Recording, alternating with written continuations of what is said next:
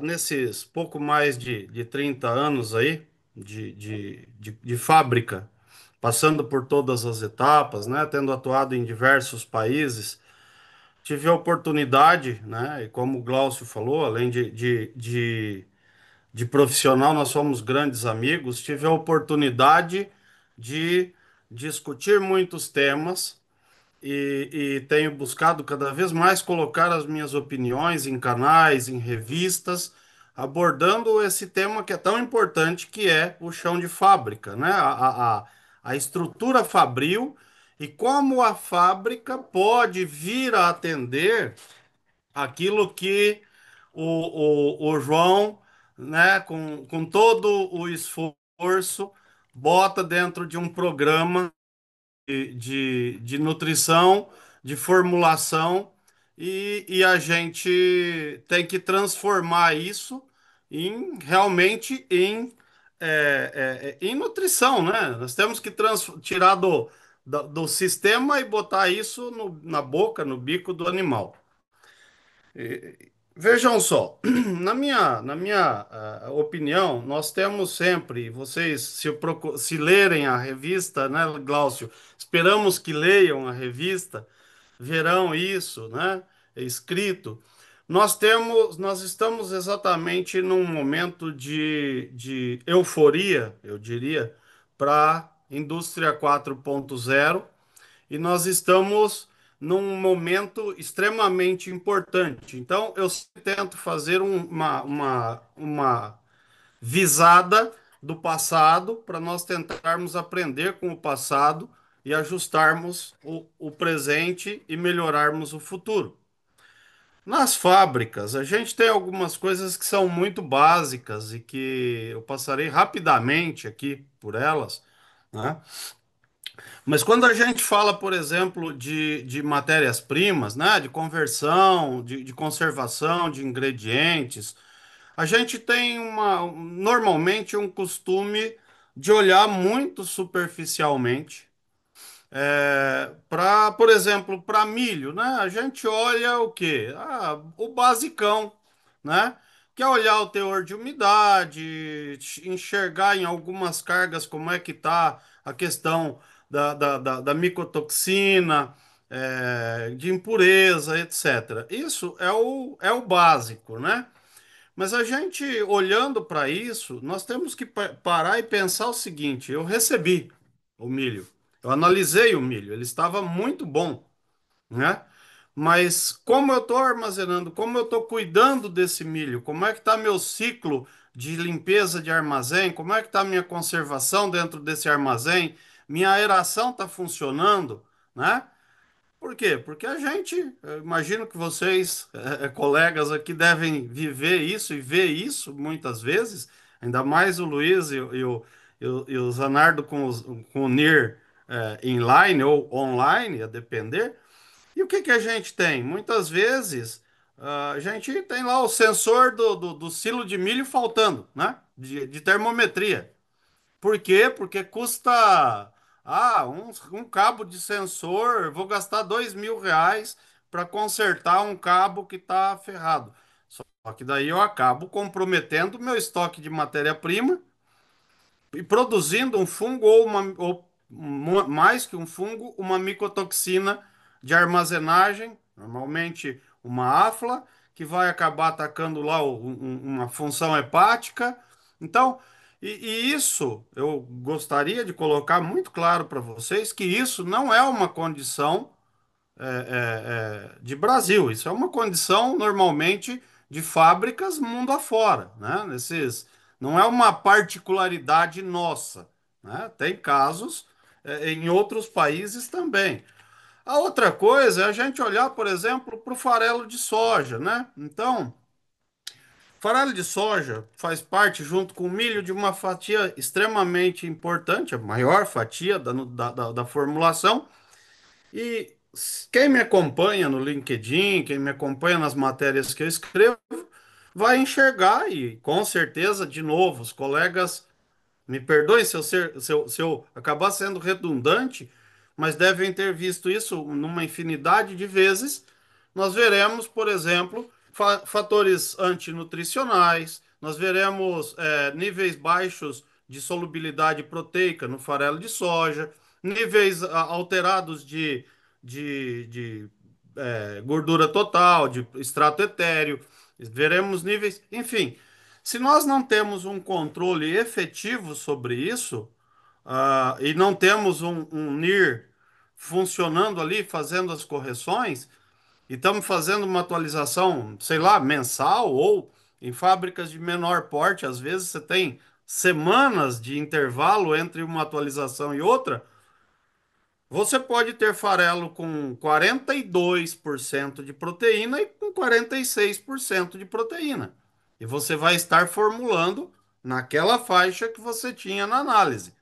Então, num determinado momento, você pode estar jogando dinheiro fora com proteína, e em outro momento, você pode estar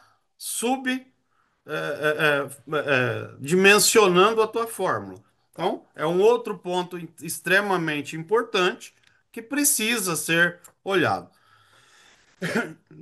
Farinhas, outro ponto, né? A gente, normalmente, quando a gente fala de farinhas, de uma forma geral, farinha de origem animal, a gente vai direto sempre em dois pontos básicos, né? A gente vai no nível de proteína, de gordura e como tá a qualidade de peróxido, mas tem algumas coisas que quem é de chão de fábrica como eu está bastante habituado, e junto com o professor Palacios, já temos alguns trabalhos, alguns experimentos para mostrar. É, Tem alguns pontos, por exemplo, como aminas biogênicas, que são pouquíssimo mencionados, e quando você pega lá uma carga de farinha numa condição já de avançada de deterioração da matéria prima, né? Você acaba produzindo uma amina biogênica que vai para dentro da tua fábrica, que vai para dentro da tua formulação e que, apesar dos níveis estarem adequados quanto à proteína, você tem um nível elevado de amina biogênica lá dentro. Quanto? Vai depender do tempo que esse produto ficou esperando. O que a gente já chegou a ver 20 vezes, por exemplo, acima do nível aceitável, tolerável, né? Aí você tem um odor já de putrefação, então você vai ter lá putrescina, cadaverina, histamina, né? É, e que vão comprometer. Bom, dito isso, o que que a gente tem então que olhar com, com mais propriedade? Do controle, né? De como eu vou conservar essas matérias-primas, de como eu estou fazendo uso, por exemplo, de conservação natural. Quem acompanha a Embrapa de perto, eu tento acompanhar muito bem, já há alguns anos sabe que a Embrapa tem uma recomendação bastante forte para o uso, por exemplo, de diatomáceas dentro do silo de armazenagem, tanto como controle de insetos, como prevenção de, de, de inseto, prevenção de umidade no âmbito, prevenção de fungo e prevenção de micotoxinas de armazenagem, né? É uma alternativa, mas normalmente a gente lança a mão da diatomácea de forma errada, pulverizando um pouquinho no fundo do silo, né? A gente não coloca na aplicação que a Embrapa recomenda. Outro ponto muito importante, né, é que se a gente olhar aí os processos, né, nós como clientes, estar atentos aos níveis, tanto do farelo quanto das farinhas, auditar os nossos fornecedores, mas auditar efetivamente para saber como é que está o processo dele, de preparação dessa farinha, grau de cozimento, se está atingindo temperatura, se está. Parece o básico, mas é uma coisa que poucas empresas acabam fazendo, né? Um ponto a mais, e aí eu acho que a gente converge sempre para o mesmo ponto, né? É a gente falar e usar, lançar a mão e garantir o básico do chão de fábrica, que é o funcionamento de gavetas, válvulas e etc., a aeração do silo, mas lançar mão do, por exemplo, da internet das coisas, sensores, comunicação, NIR, BPF digital, um programa básico de gerenciamento, de rastreabilidade, de monitoramento, de preferência em tempo real, porque dados que não são observados em tempo real ficam esquecidos. E ficando esquecidos, caem na vala comum, e aí a tragédia é uma tragédia normalmente anunciada. Então, lançar mão dessas tecnologias atuais, modernas, é fundamental, sem sombra de dúvida, como é fundamental nós inovarmos, não só na tecnologia de campo, como na tecnologia de produtos para conservação, produtos mais eficientes, né? Mais, eu diria, não ecologicamente correto, mas mais eficientes até, muitas vezes, do que o químico, do que o tradicional, não deixando de lado o tradicional quando for necessário, né? Outro ponto importante é que quando a gente coloca um milho dentro do silo ou a gente vai produzir uma ração e faz todo um trabalho, nós obviamente temos que olhar para essa ração, para essa dieta, e nos cercar de cuidados, por exemplo, com antimicrobianos, com antifúngicos, com aditivos tecnológicos eficientes que garantam realmente o resultado. Então, um aditivo, um adsorvente de micotoxina de última geração, né, com uma ação efetiva e mais abrangente, a aplicação, né, no nosso caso, tanto eu quanto o Dr. Palácios, ou principalmente ele, temos trabalhado muito duro, muito forte em cima de nanotecnologia, de microencapsulamentos, para fazer a conservação desses ingredientes que são tão importantes na dieta, né?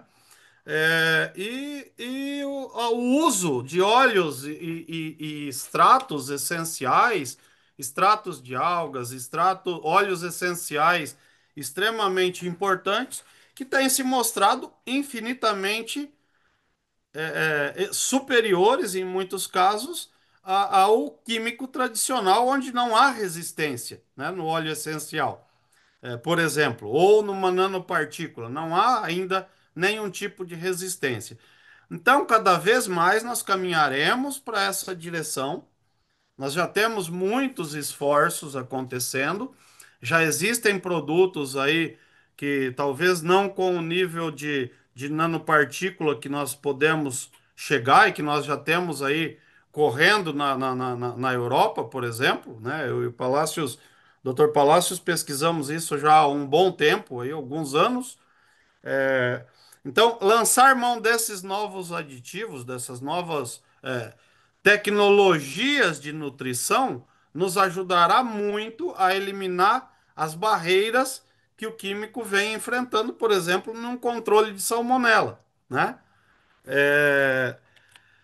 E eu acredito também que o futuro, né, ele passa então por uma certificação né, das matérias-primas, fornecedores, etc., né?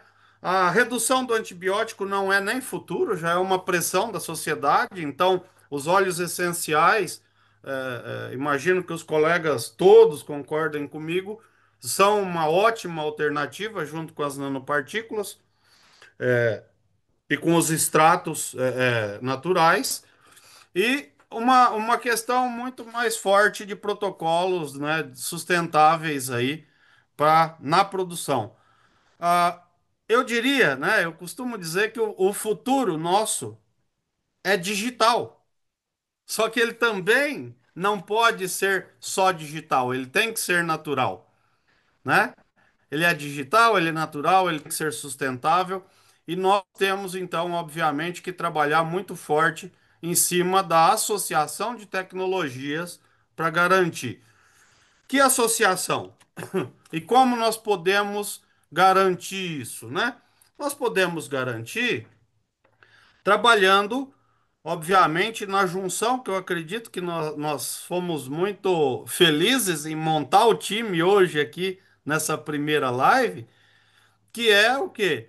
É juntar o Luiz falou e falou muito bem, eu até anotei, viu, Luiz? Também vou roubar uma fala sua.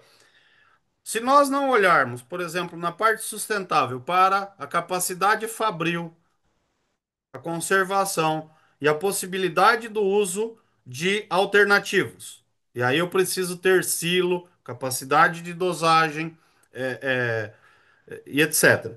Se eu não olhar, por exemplo, para tecnologias como um NIR online ou para as ferramentas que vão me possibilitar a nutrição realmente de precisão. E se eu não conseguir adequar e manter a estrutura para que tudo isso que nós estamos falando seja efetivo, essa fábrica estará em maus lençóis e vai perder muito em competitividade e provavelmente vai ser eliminada do mercado em não muito tempo, porque hoje nós estamos vivendo uma era muito dinâmica, né? Nós estamos numa era de informações rápidas, aceleradas. Então, lançar mão de programas e tirar o programa da teoria, né?